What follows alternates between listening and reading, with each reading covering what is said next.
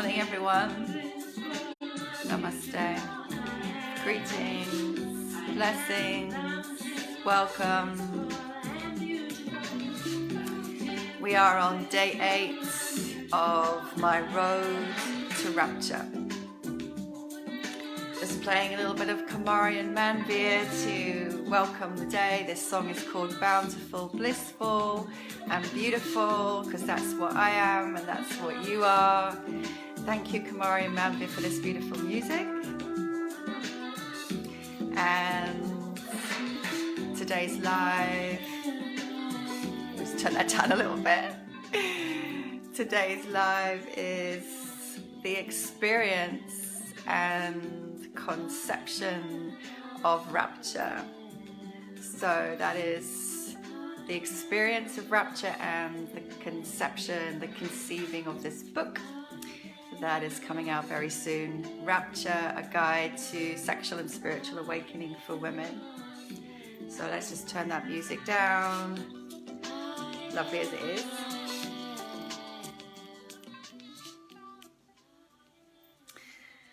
I am bountiful, blissful and beautiful. I am. So, hi everybody, I'm Shakti and I'm a priestess of love and sacred sexuality. I've been teaching embodied awareness and sexual and spiritual awakening for women for the last 18 years. And this book that is due out for sale on October the 9th is kind of an encapsulation of all of the things that I've learned in those 18 years, the lessons that I would love to pass on to other women so that they can embody the rapture that is your birthright, right? So that you can embody this, so that you can skip over all of the trials and tribulations that I went through to come to this understanding, and to really, my intention is to gift you the insights, the wisdom, the practices that were part of my path to rapture. Okay, so yeah, last week, yesterday's live, I left off having kind of very quickly summarized like 10 years of my life in this immersion in the tantric world. So I had gone from being a sexless single mum who had been teaching conscious dance since 2003 to ending my marriage and moving back to the UK, to discovering the world of Tantra, and then just diving in and immersing myself for the next 10 years, well, up until this moment, which is more than 10 years, but there was sort of a very intense 10 years of immersion in all kinds of trainings, retreats, workshops, books, studying, practices, over and over, diving in, and alongside that, of course, living my life as a mum, a single mum to 2 kids, 2 beautiful kids, and being part of the New Age and Tantra community, and having lots of lovers and sexual experiences as a part of that as well. I was hungry to learn, I was hungry to explore, I was hungry for pleasure, I was hungry for spiritual growth and expansion, and anything to do with conscious embodiment, conscious dance, conscious lovemaking, conscious touch, conscious relating. I was there as much as I could be, of course, within the limits of my time, energy, and money. And over the course of this time, there was also this growing calling to specialize in bringing these teachings through, and these practices and these explorations through, to empower women. So the calling, the passion came very strongly. I'm called to work in bringing these teachings through for women, basically so that I can share what I have learned and the healing this has brought me, and the massive revolution this was having and had for me in my own life, and sexual and spiritually the sexual and spiritual unfolding and growth and expansion. And I wanted every woman to know what was possible and what was available, and to expand her potential fully, just like I was learning to and had learned to. And you know, it's a long period of time, and so many things happened. But in that time of having many lovers, I also had many heartbreaks. In that time of expanding my experience of what was possible with my body, you know, there was expansion, contraction, there was ecstasy that just kept growing, bliss that kept growing, orgasmicness that just kept growing. And in equal measure, there were new revelations of my own shadow. There were new arisings of my trauma. There were new deep, dark nights of the soul. This was all part and parcel for me of that evolutionary journey. The two went together, and, you know, not always fully conscious, but of course, you know, it's a process, it's a practice, it's a path. And yeah, what was I going to say? I guess over that time, what shifted for me in all of that time was starting out at the very, very beginning. You know, it was very much, I want to heal. I want to experience the best sex I ever can that is connected to my spirituality completely, so that they're not separate. And I would love to have a conscious tantric relationship. You know, it was like that reaching out gesture. And at the very, very start of my journey, right back in like 2006, when my marriage split up, you know, I was very much a person of the matrix, a person of the world who was just beginning her journey and had so many unconscious aspects within her being. But I was diving fully into this world. And so initially, when I began, I didn't understand how what was happening in my outer world was a reflection of my inner world. And I still had that tendency, if, you know, looking back right at the beginning, to want to blame somebody else if something was painful or if something was going wrong, right? But over these 10, 12 years or more of practice, immersion, journeying, evolving, questing, reading, studying, teaching, more and more, like basically over this time, the focus went from out to in. So realizing nothing out there is separate to what's in here, you know, that recognition. The shift went from reaching to the external to coming back more to reaching into the internal. And the experience physically went from, well, already quite expanded, but to increasingly subtle. So it's not that I lost touch with the very material and with the physical. I never lost touch with that. You know, just everything over this time became more and more sensitive, more and more attuned, more and more, sensitive really. And as that sensitivity grew, so my capacity for sensual and spiritual experience became more subtle. So understanding that everything is energy, right? And we can be making love across a room. You don't need to be touching me.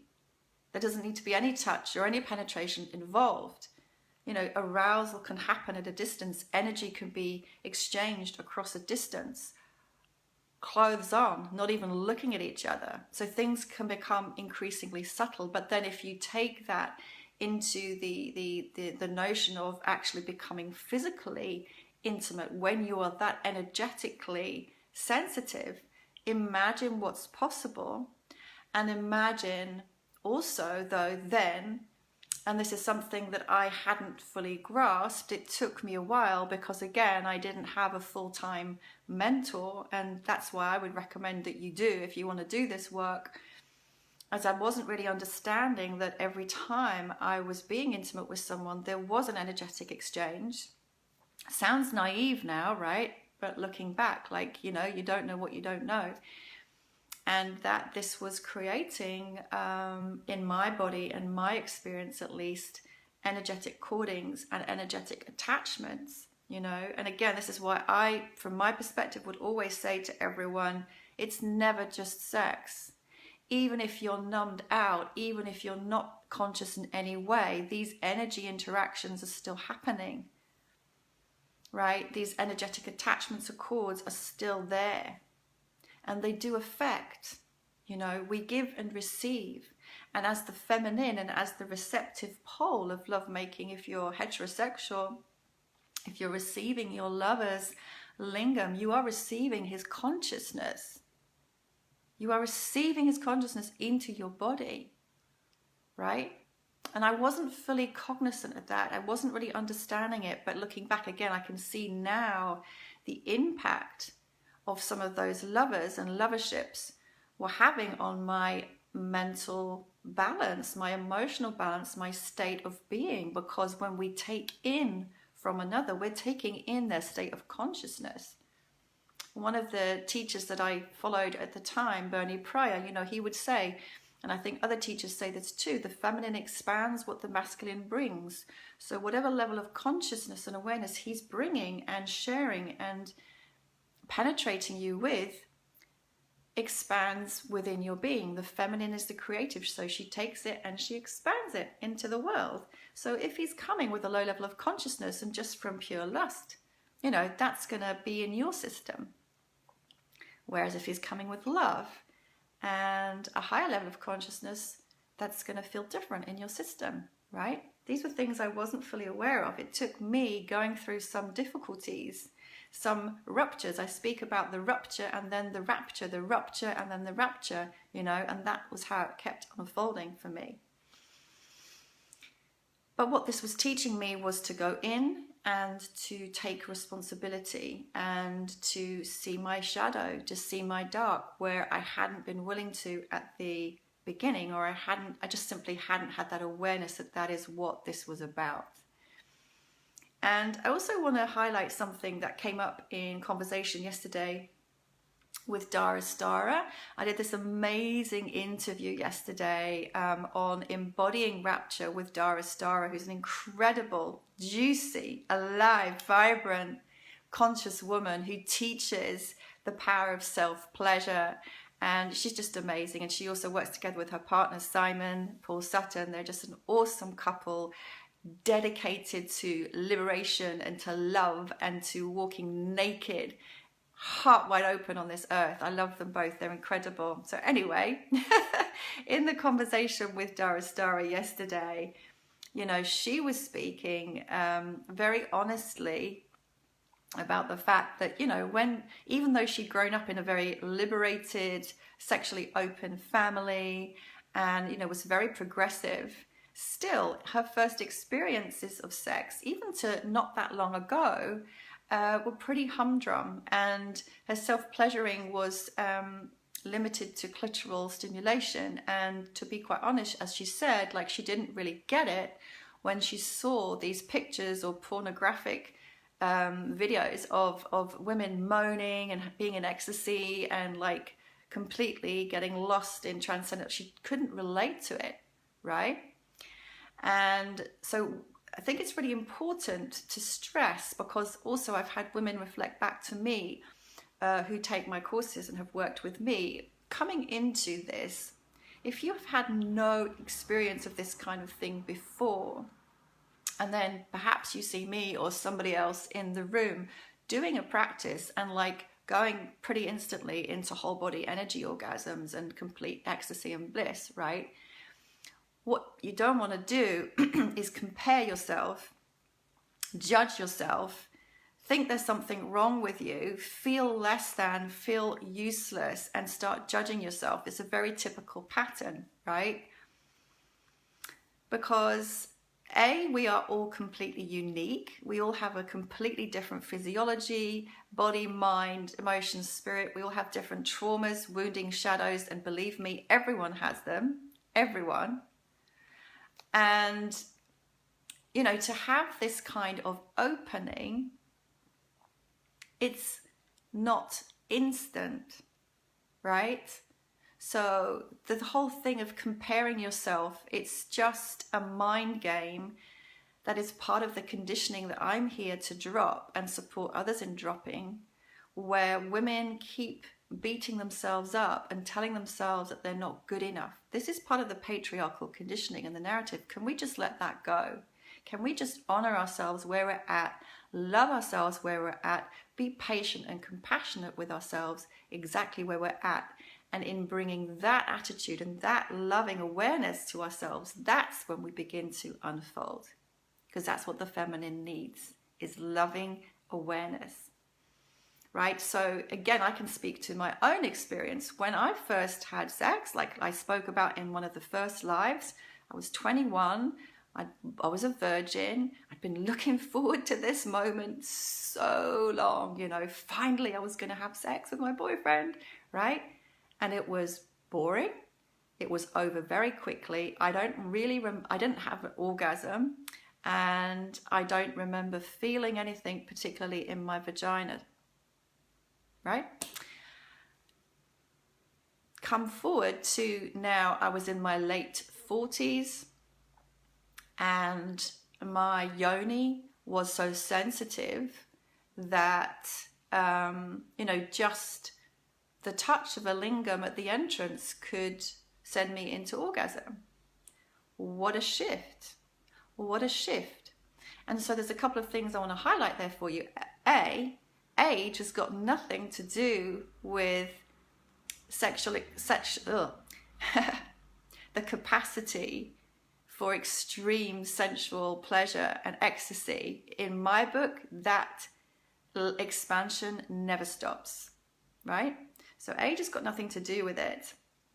And I think particularly in this patriarchal culture where there's a lot of objectification of the feminine, a lot of idealization of youth, there can be this misconception that sex is better when you're young. Yeah, you may have a great looking sexy body, but does that body feel? Is that body sensitive? Is that body receptive? Are the energy channels open? Because if not, then the experience is going to be quite muted, shall we say, compared to what it could be, right? So age has got nothing to do with it. Nothing at all. Looks, nothing to do with it. Size and shape of your body, nothing to do with it. Okay, so let's just get that straight. And then this thing of this expectation, like, can we drop the expectation of how we should look, what should happen? Again, this is all part of the patriarchal bullshit. You know, expecting ourselves to be like the porn star, expecting ourselves to squirt, expecting ourselves to get to orgasm in 5 minutes. Drop all of those goals, drop all of those shoulds, expectations, performances, and come back to the actual experience you're having now, which might not be ecstatic. It may be an emotion or a shadow's come up. But then what is needed is for that to be met in loving awareness in order to be able to open and move through to the next level of pleasure and intimacy available to you. If you repress that and push it back down, the energy within your body is going to stay repressed and shut down, right? So it doesn't happen overnight. I'd been doing Kundalini yoga every morning, meditating every morning, like for years, tantric practices for years, group work, counseling, conscious touch. I'd been doing all this for years and years and years and years. And so, of course, in that space of time, things grew and things expanded. It wasn't an overnight shift. So let's not expect that of ourselves. And this is why I also get a little bit pissed off, to be honest, with workshops that promise you, come to this weekend workshop and have the whole body orgasm, and it's like, yeah, you could, and it's about so much more than that. And it really feeds into this consumeristic culture of I want this experience, and then you think it's done. And it's not if you're here as I am for the depth of expansion and opening to your fullest potential all the way through. as a being called to the path of awakening. Okay. And also, yeah, I just want to bust the myth that sex stops at 50, or that anything stops at 50, that pleasure stops, that ecstasy stops, that orgasm stops. Bullshit. I'm going to be 57 tomorrow, still going, still expanding. So let's just bust that myth as well. I can't summarize all my experiences for time reasons, and I know you'd love to hear all the stories. I've got so many stories I could tell. But let me just give you one example of the many, many, many, because, you know, many raptures all along the way, many, many, many. But here's one experience. Wow, that's loud. One experience I'd really love to share, because it just encapsulates what I'm talking about when I talk about rapture. You know, it could mean different things to different people. I get that. So here's just my definition and expression of it. So here I was, and it's just one of many. Here I was in Thailand in a Tantra workshop, led by, I'm just checking the time, that's why I'm looking over there, led by a beautiful man called Kobe. Don't know where you are now, Kobe. Where are you? Are you in Thailand? Or where are you? So he was amazing. He led these beautiful tantric workshops, just 2 hours. You know, we'd been doing some dancing, some breath work, some meditation, the kinds of things that you do in a tantra workshop, just to come into the body, to connect to the earth, to connect to the energies above and below, to get your energy flowing in a gentle way. And then at a certain point, we were guided to come sitting back to back with another person. So I came sitting back to back with a woman. So we put our hands, as we saw each other, we just kind of locked eyes. It was really just the first person that you lock eyes with. We put our hands together in Namaste, greeting. The divine in me bows to the divine in you. We bowed to each other, and we slowly walked towards each other in stillness, holding each other's gaze and just meeting soul to soul. And then we came to sit down back to back. And then sitting back to back, we began to spiral the body, just gently spiraling the base of the body, the womb space, the tail, the sacrum, the root, right?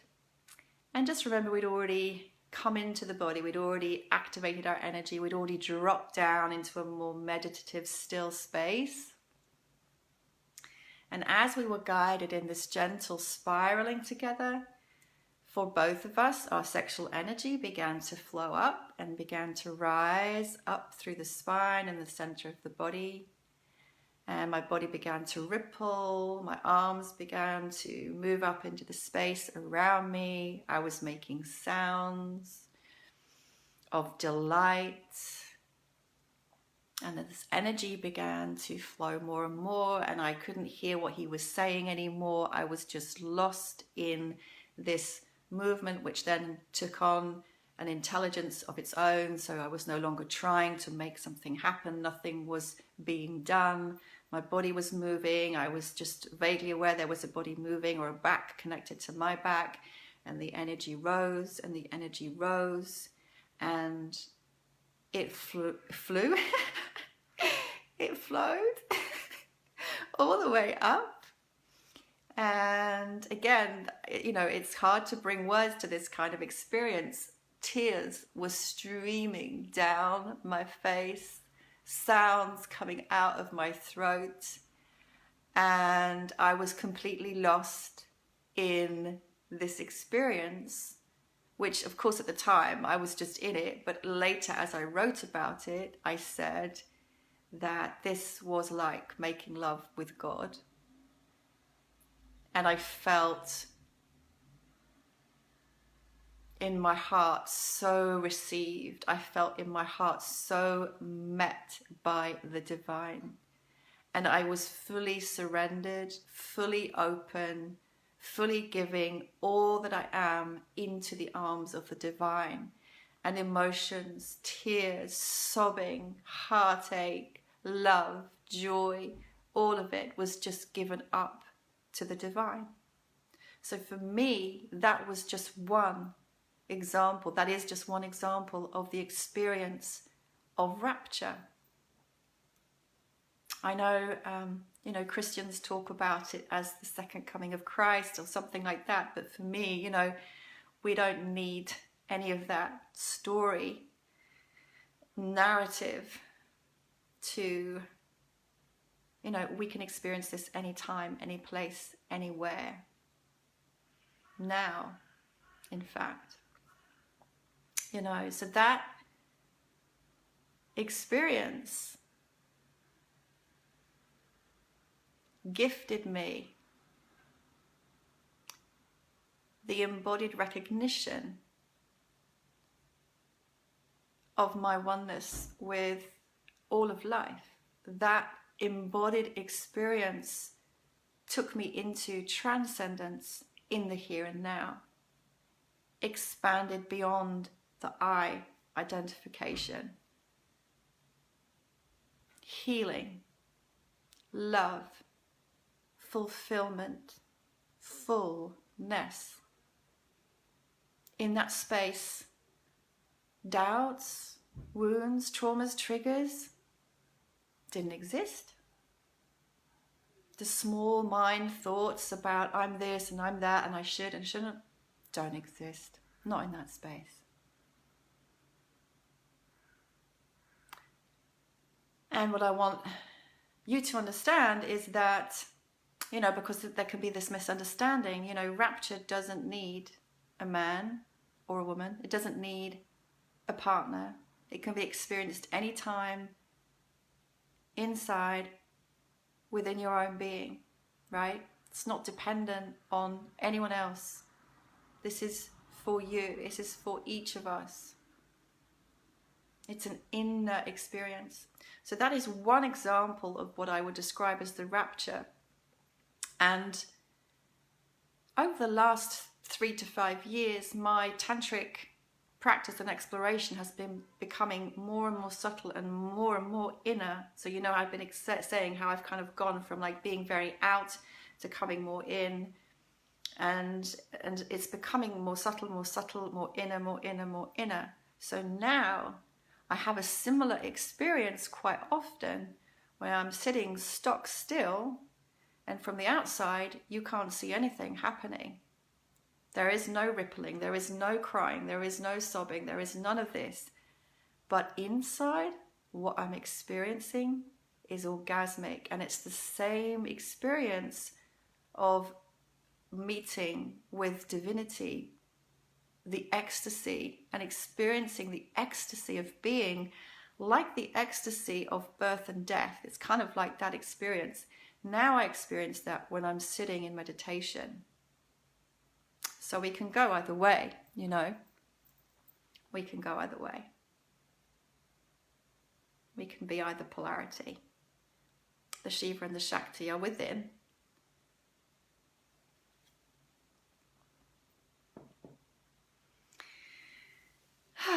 So somewhere in this time span, I'm not too good at remembering specific dates with things. One of my closest friends, I think this is all right to say. Is this all right to say? Was dating, because I'm not mentioning her name, was dating Steve Noble. I'm sure some of you will know him. And, we used to meet and hang out and all that sort of thing. And I think I had begun to write at that point something. And by the way, I write a really awesome blog. If you want to take a look, go on my website, shaktisundari.com blog. And, I've always wanted to write. I've been writing a blog for many, many years. And I'm a really brilliant writer. And I love writing. Like when I had COVID, it was very interesting for me to notice as soon as I had energy, the first thing I gave my energy to was writing. So it's very indicative, isn't it? And he said to me, you should write a book. You should write a book about all your experiences with all these lovers that you've had, he said. And what you should do, he said, is because Steve's published loads of books, he said, you should write one chapter about each lover and about the experience with each lover. And I really liked that idea. And so I took that idea, and that's how I began. So Rapture began as a book with a story about each of the many lovers I'd had, and each chapter was a story of what happened with that lover and what I experienced and what I learned and was gifted with as a result in terms of the blessings of my growth and self-awareness and self-realization. And around about that time, again, I'm not sure about the exact dates. And actually, I said it was 10 years, and I don't think it is. I think it must be less. It just feels that long ago. It's probably more like 7 or 8 years ago. Bayari, one of my great soul sister, well, probably one of my greatest and deepest and longest friends on this path, Bayari Lou Began. I don't know if I can't even remember if I was in the room with her or she called me, but she'd had a dream, and she's a very mystical, tuned in woman, wise woman, mystic, witchy, angelic, Reiki, cosmic cards. You know, this is Bayari, alchemist of the senses. She's incredible. And she just said, oh, I had a dream, and you had this book, and this book was called Rapture, because I didn't have a title for the book. She said, yeah, you had this book and it was called Rapture. So I took that idea from Steve, from his suggestion, and I took that word rapture from Bayari, and those were the seeds. That was the conception of this book. It's changed a lot since that first moment of conception 7 or 8 years ago, 9 years ago, I don't know. It's changed a lot, and I'm going to tell you more about that in the next few lives. But meanwhile, I want to let you know that Bayari is my #1 special guest on my book launch event on October the 9th. She's coming to join us. It's all online. So there's a book launch event, in case you don't already know. I know I'm going on about it a lot, but hey, it's my book launch, so I'm excited. It's a free all-day event. It will be in the Rapture Rapture book launch group in Facebook here. All day, Saturday, October the 9th, and we're going to go through the day I'm offering 3 free classes, a yoga class, a dance class, and a tantric meditation class. There's going to be some live music. There will be competitions all the way through the day, readings from the book and other stuff. And Bayari's going to come around, I think it's 12:30, to do a cosmic card reading for us. I'm so excited. It's just, that feels like such a blessing, because seriously, like, you know, Bayari, oh my God, how she's blossomed since we've known one another, how we've both blossomed, but like, she's this amazing channel for the angels, for the ascended masters, and, you know, her card readings are just spot on, they're powerful, and I just feel like that's going to be a huge gift, actually, for me, for the book, and for everyone who's going to show up for that. So she's going to do a card reading and channel other stuff, I'm sure. And she's offering a free cosmic conversations. Is that right, Bayari? I'm kind of feeling a bit like my head's gone and I can't think. Cosmic conversations, or is it cosmic connections? She's offering a free session as one of the prizes that you can win, and that's amazing. You know, it's worth so much in every way. You know, so thank you, Bayari, and what a gift. And is there anything else I need to say? That's on October the 9th. I'll put the link below. Here's the book that you can buy on October the 9th. A Guide to Sexual and Spiritual Awakening for Women. And lovely ladies who are watching, I teach a course that goes along with the book. It started off as a shorter one, but based on the feedback I've received, I've now expanded it to be longer, because it needs that time for you to do the practices and to assimilate this information into your body. Like I keep saying, it's not an overnight thing. It needs time, it needs practice, it needs commitment, it needs passion, and the working through of the shadows that arise inevitably when you go into this material. right? So it's a 5-month container. It's a deep dive. I'll put the information for that below, but it starts on October the 28th, and I would love you to join me. Okay, that is me over and out. I've got to dash off to my dad now. Please post any questions, insights, reflections, feedback. It's all welcome. I'm so grateful for everyone who's been watching and supporting me as I go through these lives. It really means a lot. So thank you. And tomorrow I will be live from my dad's place. And what am I doing tomorrow? Oh, tomorrow's quite juicy, you know. Tomorrow I'm going to be talking about the twin flame experience. Okay, so stay tuned. Loads of love. Thanks for being with me. Namaste.